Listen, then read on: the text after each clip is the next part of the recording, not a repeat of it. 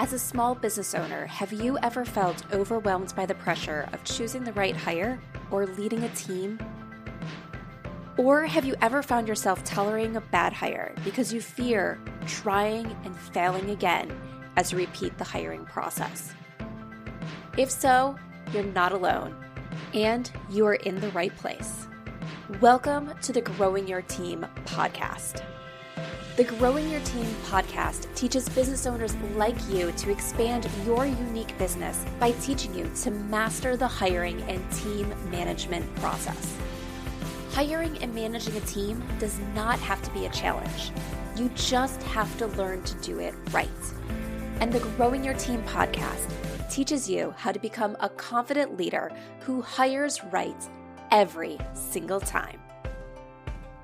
Now, let's jump into the show where each episode you will learn tips on how to identify what type of help you need on your team, how to source amazing candidates, how to conduct interviews that lead you to your ideal team member, how to onboard successfully, and how to lead every person in your business so you have a team of rock stars who you are happy to pay every single paycheck.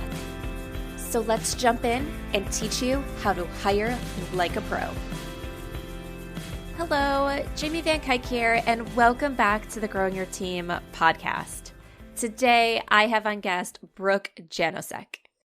Brooke is a fractional CMO and digital nomad on a journey to intentionally live a joyful life.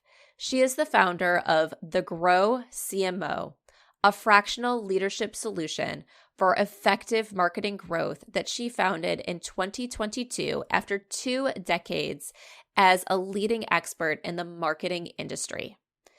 You can follow her digital nomad journey along with her lessons on the road at Brooke on the Grow.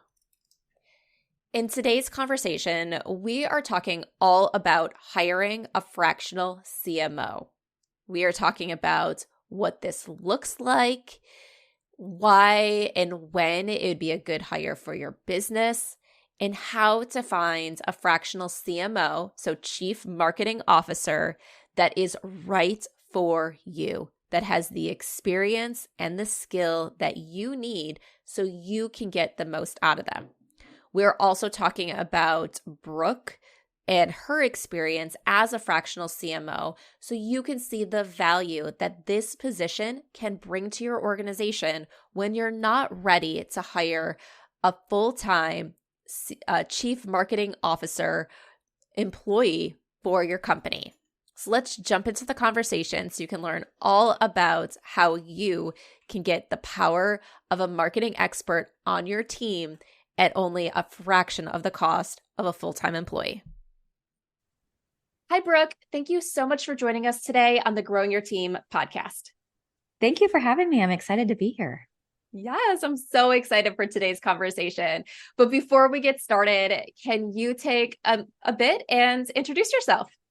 Absolutely. So my name is Brooke Janousek, and I currently, as of today, I'm in California, but I'm moving back to Texas on Saturday. But I'm an original Nebraskan. That's where I'm from originally, and have about 25 years experience in marketing and advertising. So it's pretty much a hybrid between working in ad agencies and working on the client side. And then in mid-2022, I started my own fractional CMO company. So what that means is companies of any size can hire me to be their CMO at a fraction of the time for a fraction of the cost of hiring a full-time CMO. So I just so happen to be working with a lot of startups right now, so they can't afford a full-time CMO with all the benefits and, the entire compensation package with, bonuses and things like that. But they can hire me to work with them for a set number of hours a week, and it's more economical for them. And I get to work with a variety of clients. So and I'm very active on LinkedIn. So if you are listening to this and you want to go find me on LinkedIn, go ahead and look me up. I post every day. Sounds good. Yes. And is it just your name on LinkedIn? Is that how we find Yep. you? Yep. It's Brooke Perfect. Janousek. And then I have a little like sprout emoji after my name because I'm the Grow CMO. So I help businesses grow. But I think it's perfect that I'm on this podcast because I love personal and professional growth. And so I'm really big on developing my teams, but developing myself as a person first is what's most important so I can be a better leader. Yes, yes. That's so important.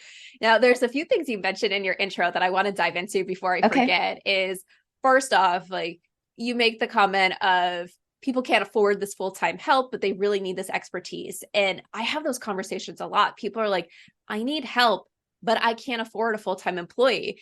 But they're like, but I still want high quality help. And I'm just like, whoa, like let's get out of this mindset that full-time employees are the only way to get high quality help.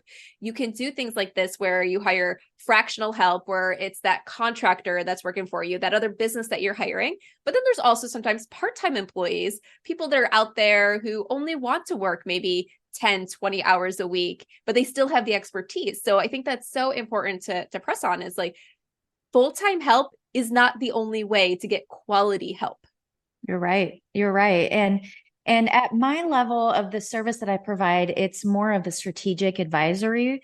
And so usually they may have somebody on staff part-time already that's doing the execution work, but they need that next level of strategic thinking and leadership to guide maybe a younger, more junior team member. So you're absolutely right. A full-time position is not the only answer and the only way that you can get the expertise you need to grow your business. Right. And I love that you said that about sometimes you have someone on your staff that just needs a little bit of guidance. I'm actually helping to fill a marketing role right now. And there's some candidates where I'm just like, this person would be amazing if only they had that person that could give them a little bit of hand holding so that way they could do their day to day. So I'm just Mm-hmm. like, they're not quite right for this role because inside the company and the organization, they don't have anybody to do that hand holding. But there are those people out there where you're like, wow, you'd be amazing at what you do if only you had that little bit of guidance. So Yes. I'd like that. And some of that just comes from life experiences too. I've been around the block a couple times, whether it's been in an ad agency or, like I said, at a corporation. And so I've experienced a lot of things that I can draw on those experiences to guide somebody maybe a little bit younger in their career. But I mean, a 30-year-old also could have some relevant life experiences. It's just, it kind of all depends on what type of guidance that person needs and who can come in and provide that to them. Yes, yes, I love that. And of course, that's what we focus on a lot of here at Growing Your Team. It's like, what do you need? Not what Mhm. does some other company need or things like that. What do you need? What does your team need? Because yeah, that guidance could be completely different, or who that person is that's going to fit that role might be completely different, a different background based on what it is that you need. Mm-hmm. I'll give an example. Right now, one of my engagements, I was brought in to guide two women that are earlier on in their careers and their marketing careers. And the CEO said, I think they're smart, they have good instincts, they just need a little bit more confidence in their abilities. And so he's like, I just need you to come in and provide the strategy and literally grow my team. And so that's what we're doing is we meet weekly and I structure it as you bring to me what your questions are, and then we'll work through them together. And we do a lot of, okay, they'll come with a problem and I'll say, okay, what do you think we should do first? And then they'll provide the solution and I'll say, that's great. Here's how maybe I would approach it, or you're right on. And so I think to your point, these two women just need some more self-confidence. And so that's what I've come in to help them, grow their self-confidence because they have the business acumen. They understand marketing. They just haven't had enough at bats yet to feel like, okay, I can go into a room and definitively say, this is what we need to do. Yes, yes. Yeah. And I love that. And it kind of goes like hand in hand with some of the things I've been talking about recently on the podcast.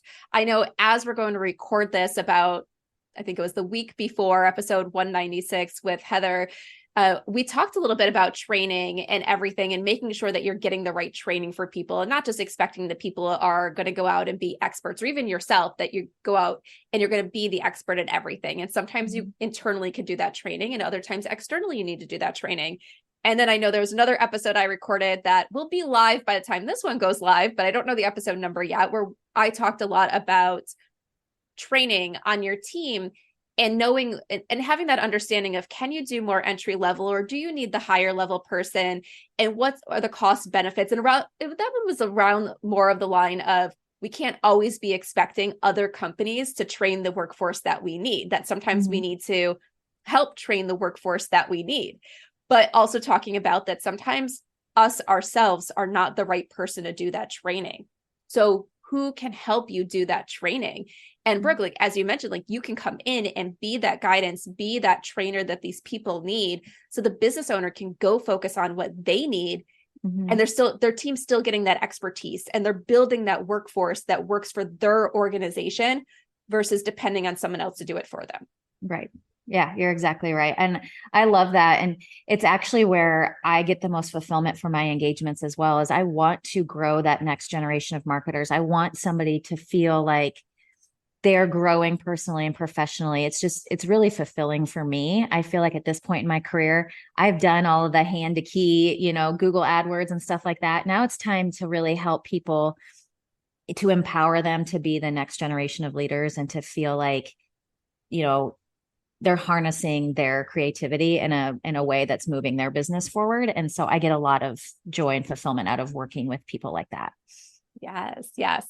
All right. So I have some questions and everything that came to mind while we're talking.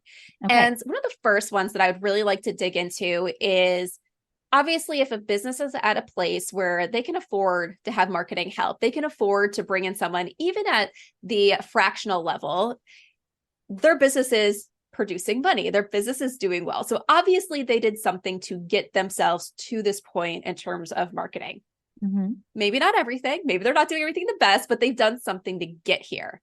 What would be some signs that they really need to bring in this strategic level support versus just bringing in someone to do more executional work?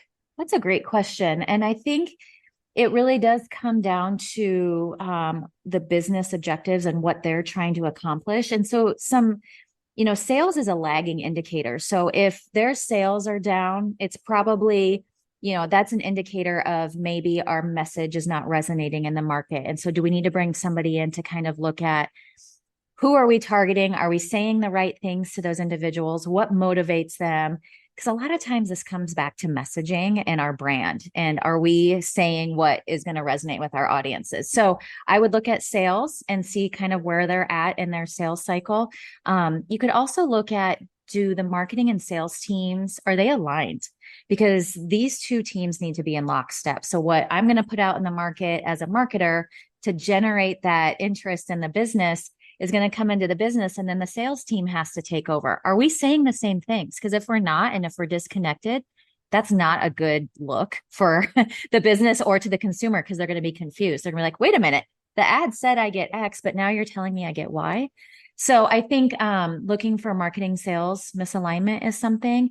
And then just even from, how can we become more efficient as a marketing team? So are there any operations and processes that we need to put in place that's going to make things move more efficiently through the organization, to free up some time to focus on, trying new initiatives? And lastly, your marketing team should really be looking at the data as well. So analyzing what tactics are working. And if you find that you're just not getting the ROI on things that you're trying, might be time to bring somebody in, to kind of have that third party impartial look to say, look, here's where you're spending your dollars. Here's where it's not working. Here's what we should do to fix it. Yeah.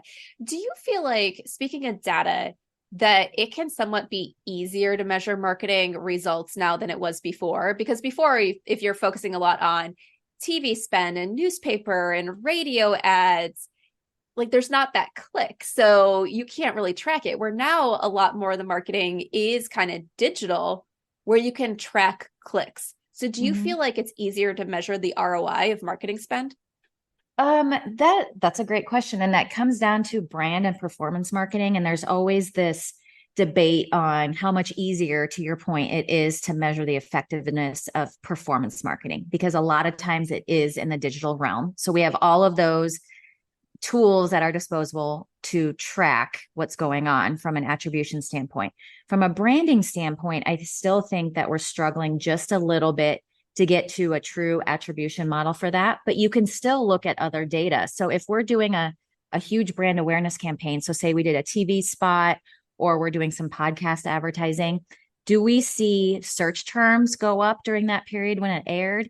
Do we see traffic to our website go up during that period when that spot aired? Things like that will also help. And then measuring consumer sentiment about our brand can also help. Net promoter scores is another way to measure effectiveness. So I think it is getting easier on the performance side. I just will say, and caveat, on the brand side, we still are, trying to figure that out, crack the code on that. Yeah, but it's still one of those things, like the marketing on that side still needs to be done. It's the things that are going to impact the business, even if we can't directly measure it yet. Mm-hmm. Yes, absolutely. You have to fill the top of the funnel in order to convert at the bottom of the funnel. Right. Yes. That's a great way to look at it, is filling that top of the funnel first. All right. Okay. So let's go back to someone's like really realizing they now have gone through everything and they recognize that they need this type of support. They really need someone that's going to help them strategy wise. They don't need someone full time, possibly someone to help them manage their team. What should they really be looking for when they go out into the market to find this type of help? When you're looking to hire any sort of outside support where it comes to marketing consulting, like someone that's niched down and maybe is like a social media specialist that is going to help you in that realm, or a fractional CMO, really looking at do they have results to prove? So, or proven results, excuse me. So do they have any case studies? How long have they been in the industry? And then asking for some clear deliverables, like, okay, if I hire you, what is it that you're going to provide me? Are you going to provide a strategy? And then are you going to guide my team on how to implement the strategy? And then are you going to hold them accountable to KPIs that we set within the strategy? So I think getting really clear, asking those questions when you're interviewing the consultants will help you. And then also listening to see if they are truly, hopefully you're going to do a discovery call, but hopefully they're asking you the questions that shows that they're interested in your business and understanding how your business works. So I always want to know, okay, tell me your business model. How do you gain customers? Are you B2B? Are you B2B to C? Like, I want to understand your distribution model so that I can, kind of pick it apart and then figure out how are we going to, get our message out there. So also making sure that they're asking the right questions of you. I think that last part is so important, because I feel like when we go to hire, we look at sometimes the questions we as the person who's doing the hiring is asking out. And that is important. But I feel like, there's certain roles and everything where that person should be asking you as well, especially if you're going to that fractional CMO, if you're going to those contractors and freelancers that really specialize in a certain area. Are you the right person? Can they be successful with you? And as we talked about, you're not necessarily in place as the business owner to provide the training and guidance and help them take the skills that they have and develop them to be the skills that you need. You're hiring out because you need these skills now. You need someone who's trained in these areas and successful. So can they be successful for you? Marketing concepts are marketing concepts, but they're applied differently in different industries and everything else. Mm-hmm. Yeah. And also, does this person, if they're a fractional CMO, they may have given themselves that title, which is fine. I gave myself that title, but it's because I've managed a P&L. It's because I have the business acumen and understand how businesses work. And so you just have to be careful that you're hiring somebody that has the business acumen as well at that level. Like, just think about it. It's a CMO level role. It's just at a fraction of the time. So just, again, same way you would evaluate a full-time CMO, you've hopefully and are expecting them to have managed P&L, budgets, teams, understand how the businesses work. Yeah, and understand and be able to show you that they have experience connecting what they're doing over here to what's going on in your business over there. Like you mentioned earlier, Brooke, the connection between marketing and sales. And that's actually with a few businesses that I've worked at or worked with that are bringing in these higher level marketing roles. That's one of the complaints that they have, is either they've recognized themselves, like they were holding this role, that they weren't really doing the work themselves to connect marketing and sales, or the people they had in those roles before weren't making those connections. And it's like everyone was operating in a silo. And I even know sometimes going out and speaking to candidates, they're like, when I ask them what makes a successful, let's say, social media post, and a lot of them will immediately go to likes and interaction. And I sometimes know the best candidates are the ones that then say, well, that interaction, those comments and our likes are great, but what was the goal? If your goal is awareness, yes, that's great. But if it's not awareness and it's sales, who cares how many likes we get? Right. You know, we can get 2 likes, but it turns into 2 $10,000 clients. That's great. We can get 10,000 likes and it results in $0. And unless our goal is awareness, that does nothing for us. Yeah, you're exactly right. Yeah. And I actually had that conversation recently with my marketing team member. I'm just like, we were talking about TikTok, which I'm not out there yet. And she's like, well, maybe we should do it or focus more on reels on Instagram and everything. And I just made it clear. I was just like, okay, we can do this. I was like, but here's how we're going to measure the success. I'm like, I don't care about going viral. I care about getting the results in my business. And if that means 50 people see a reel, but 50 great people see a reel, I'd rather have that. Exactly. I saw someone post on LinkedIn the other day that they're super concerned about the impressions that their posts are getting. And they said, why don't you just reframe your mind and think again, what's the objective? And honestly, if you got 400 impressions, congratulations. That's like speaking to a packed movie theater. So like, that's better than nothing. But yeah, again, it's just like, is the goal really to get impressions, or is it because you want the right people to see your message and reach out to you and ask about your business? Yeah, exactly. Exactly. Okay.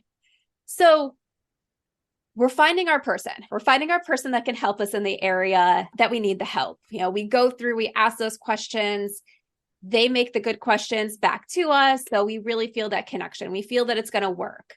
Like, how do we move forward from there? Because I feel like sometimes people then get stuck in this in between of what expectation should I be setting as the business owner versus what this person should be coming in to help me figure out what expectations I should be setting in terms of like the marketing goals and everything, because this is what I'm hiring them to do. They are this higher level strategic role. So I feel like that sometimes creates this messy middle where the business owner doesn't know what to do to start once that relationship is formed to get the most out of that relationship.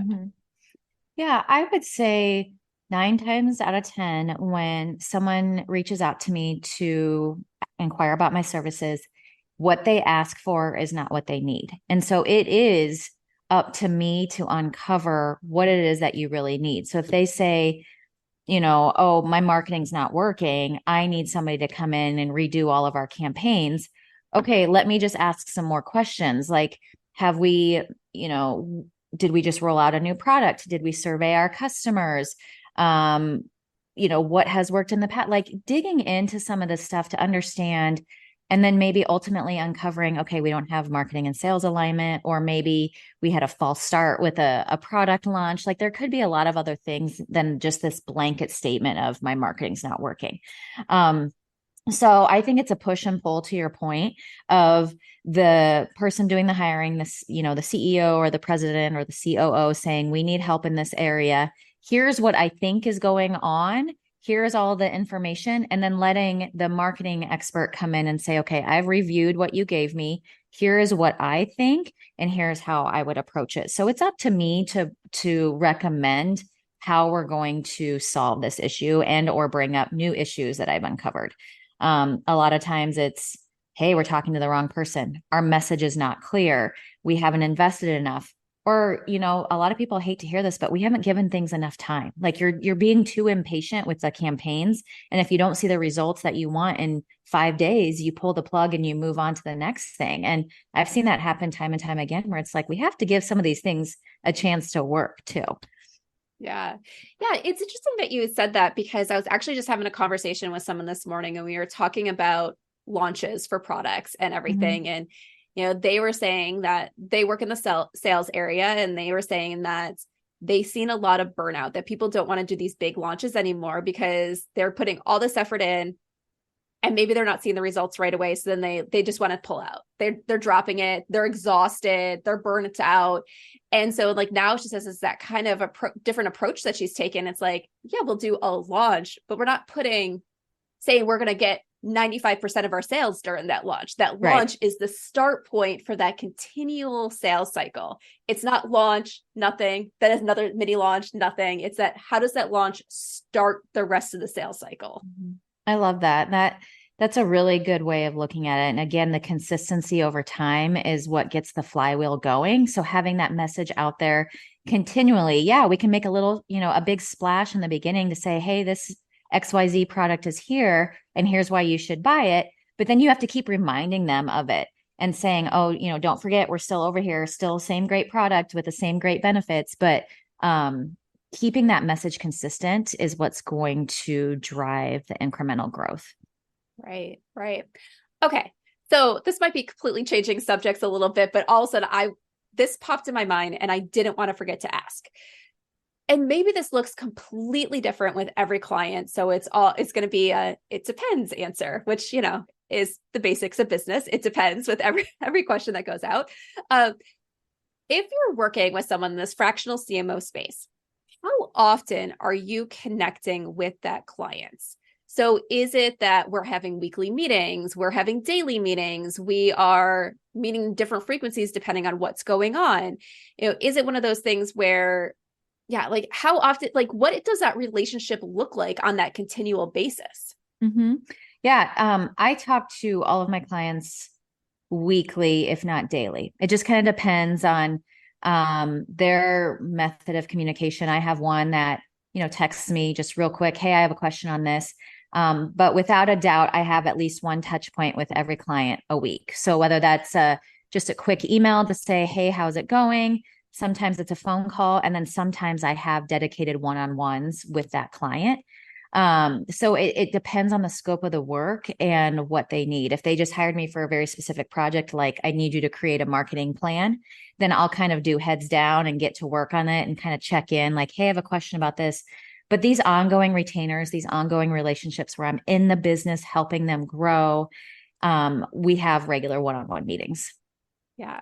And I love that because, and this is the reason that I asked, is because it's kind of going back to something you said earlier in the episode, but we can sometimes get in these cycles. And sometimes that's the thing that we need to kind of focus on, because you said, those sales are those lagging indicators. And I know for myself, this happens. And for a lot of the people listening to this podcast with the state that their business is in, that as the business owner, we're still involved in a lot of things. So things get busy on our plate. Marketing tends to be one of the first things that goes to the bottom of the list, because when we're busy, it's typically because we're busy with client work and we want to keep our current clients happy. And we're like, yes, I'm pulling in the dollars and all this great stuff is going on. That all of a sudden we're like, these projects are ending and I have nothing in my pipeline because I didn't do the work to keep that pipeline going. And that was the reason why I asked it, because I think it's one of those powerful things of, you have this person that's keeping you accountable. That is, if it's the things that you as a business owner are supposed to be doing, or you're supposed to be making sure that this is happening in your business overall through in between those meetings, you have someone holding you accountable. You have someone that you have to sit there and talk to every week about, did you do what you're supposed to do? If not, okay, that person's going to be that reality check of like, all right, you were supposed to do this. This was supposed to get done in your business. It didn't. So therefore you're not going to achieve these goals, or you're at risk. And sometimes I feel like we just need that high level strategic person that is holding us accountable for the things that we're supposed to be doing, or even making sure we're planning it properly with our budgets and things like that as the business owner. Mm-hmm. Yeah. And as a business owner myself, you're exactly right.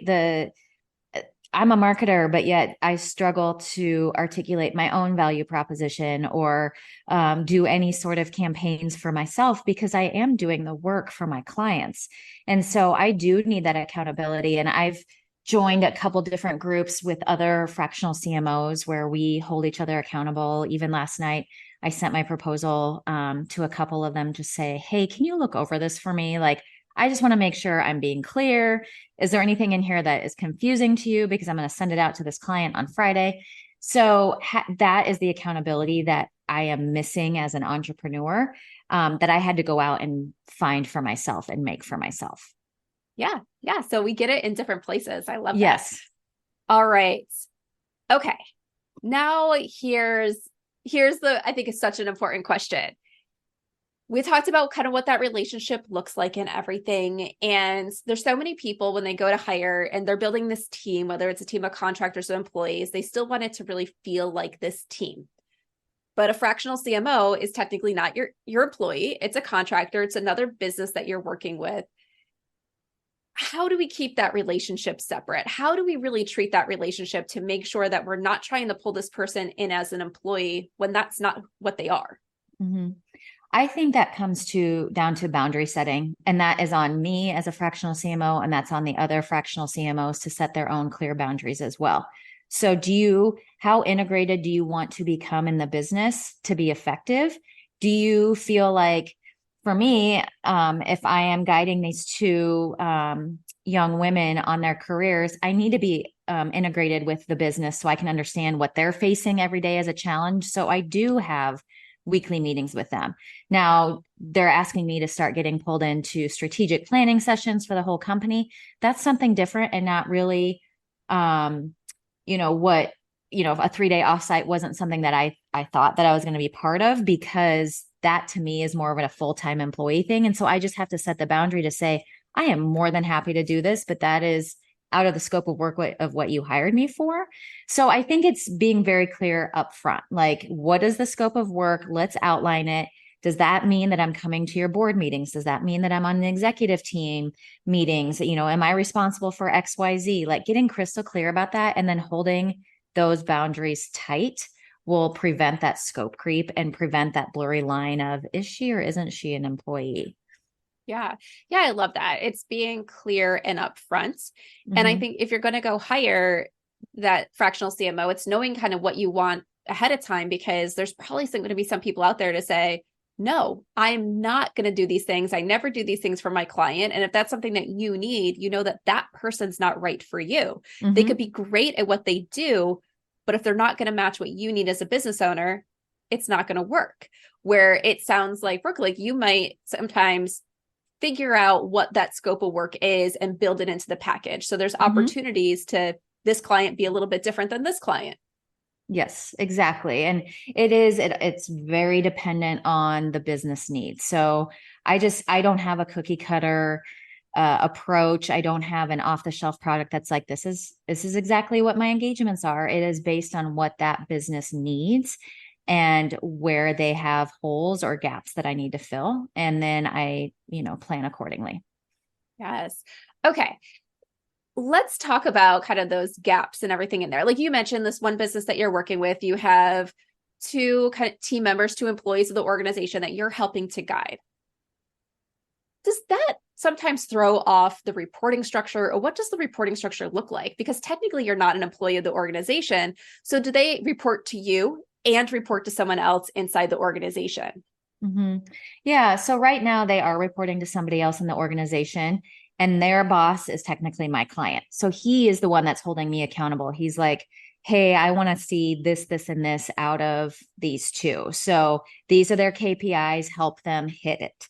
So at the end of the day, I'm ultimately responsible to him, but I've had to work to build the trust of these gals. And so now they trust me, and they understand that, like, I'm not here to take their jobs. I'm here to make them better. I'm here to help them grow personally and professionally. And here's how we're going to do it together. And so I think, again, just being super clear up front, like, hey, Brooke's not your boss, but she's a wealth of knowledge and a resource for you. So lean on her, ask questions. They're confiding in me on things. So I am, seen as that trusted confidant, but at the end of the day, they still have who they report to, who pays their checks, all of that.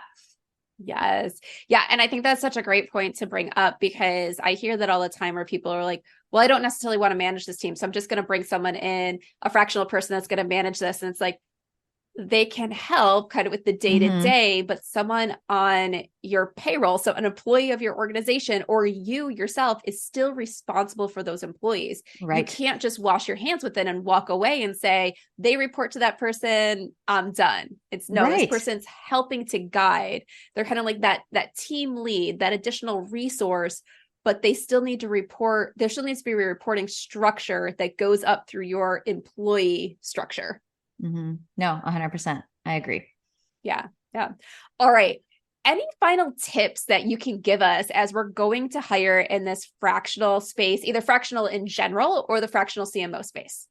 Yeah, I'm glad that you said fractional in general because it's not just a concept that is only for the discipline of marketing. And in fact, fractional CFOs, in my opinion, kind of paved the way for this whole wave that we're experiencing right now. And so I think as a company grows and they're trying to figure out what they need, it's identifying, okay, do we have the resources internally to help us get there? And if not, what do we need?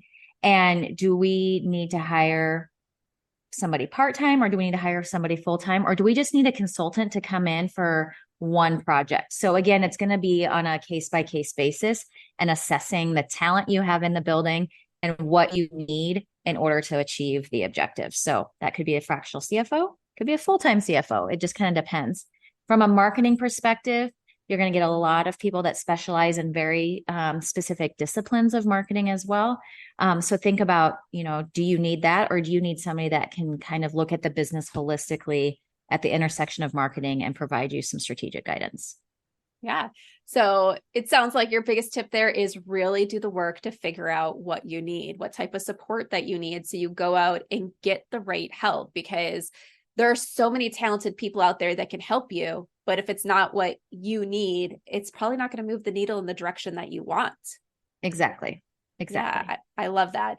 And if you're listening to this and you're figuring out, but how do I figure that out? There's people that can help you figure that out. Sometimes it's even getting on a call, like a consultant call, a sales call with someone and figuring out what more do they do and helping to figure out and helping to understand the options that are out there. So that way you can kind of like dissect them and figure out how does that fit into my goals? What advice can they give me that can help me figure out what I need? Or also hiring someone that's going to help you dig into your business to figure out what type of help you need. So that way you can go and hire the right person. Mm-hmm. Exactly. Yeah. All right, Brooke, that about brings us to the end for today. So tell everybody how they can get in touch with you. Like I mentioned, you can find me on LinkedIn. That's probably the best way by searching Brooke Janousek on LinkedIn. I also have a website called thegrowcmo.co. So every time I type that out, I tell people it's not a typo, it's really .co. Or you can find me on another website called brookeonthegrow.com. All right, sounds good. And of course, all those links will be in the show notes over at growingyourteam.com. All right, my final question that I love to ask all my guests. We've all had leaders or managers that have stood out to us. Think of a leader or manager who has stood out to you and share with us one thing about them. Okay, so I'll give a shout out to Diane Mendenhall. She has been a mentor and a dear friend of mine for years and years and years, and was my boss for about 5. And the thing that I learned the most and grew the most under her was because of her leeway. I don't want to say leeway, but just the freedom for me to take things and run with them. She believed that I could do it and kind of gave me a safe space to, I don't want to say, yeah, to fail. Honestly, like she gave me the safe space that it's okay, gave me some projects that maybe weren't super high profile so I could cut my teeth on them, learn how to do some things and in a safe space. And she was always really encouraging. So I think that's where I learned the most is, okay, if I failed, I learned something from that. And this is how I'm going to change it moving forward. And it wasn't this really high stakes environment where, oh my gosh, I would cost the company thousands and millions of dollars. So I would encourage everyone to provide their employees and their teams with a safe space in order to try new things and let them know it's okay if it doesn't work out. Yeah, I love that. And if you think about it, there's so many skills that people want in their employees that revolve around problem solving, being able to overcome challenges. But if we never let people problem solve in their role or overcome challenges, people aren't going to grow those skills that we want in the other people that we hire or in those future roles. So I love that she provided that space to you because, like you said, it really helped you grow to not just be fed everything, to test things out, be able to make changes and move forward based on what you learned. Yes, exactly. Yes. All right, Brooke, thank you so much for joining us today on the Growing Your Team podcast. Thank you for having me.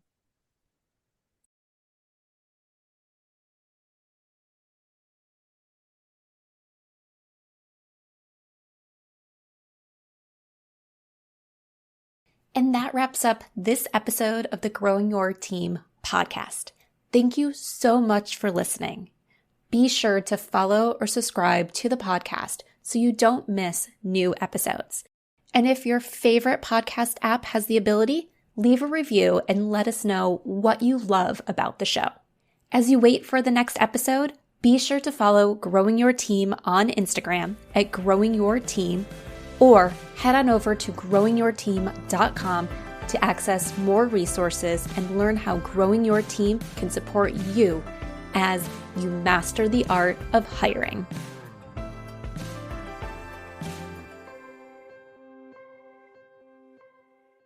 This episode is brought to you by Progressive Insurance. Do you ever think about switching insurance companies to see if you could save some cash? Progressive makes it easy to see if you could save when you bundle your home and auto policies. Try it at Progressive.com. Progressive Casualty Insurance Company and Affiliates. Potential savings will vary. Not available in all states.